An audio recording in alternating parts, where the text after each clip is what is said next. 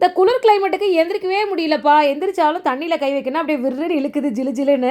ஆனா கிளைமேட் இப்படி இருந்தா எல்லாருமே சூடா ஏதாவது சாப்பிடணும் தான் தோணும் இல்லையா?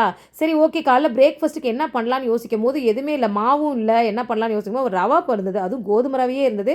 எனக்கு இந்த கோதுமை ரவை, ஒயிட் ரவை எல்லாமே ரொம்ப பிடிக்கும். அது உப்புமாவா பண்ணா யாருமே சாப்பிட மாட்டாங்க. சட்டுன்னு எனக்கு ஒரு ஐடியா வந்தது.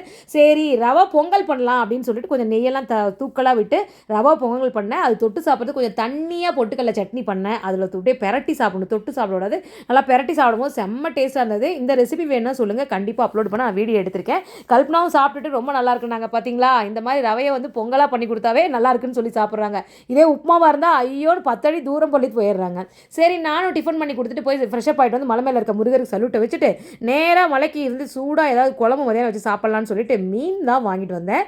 சிக்கன் வாங்கிட்டு வந்தேன். இந்த சிக்கனை வச்சு புதுசாக ஒரு ரெசிபி பண்ண போகிறோம். கண்டிப்பாக அந்த ரெசிபி நான் வந்து உங்களுக்கு அப்லோட் பண்ணுறேன். அதுவும் இன்றைக்கே பண்ண போகிறோம். நான் வாங்கின மீன் என்னன்னு கேட்டிங்கன்னா போன வாரம் வாங்கின மீன் தான். ரொம்ப ஃப்ரெஷ்ஷாக இருந்தது. நம்ம மாமியார் பாறை தான்.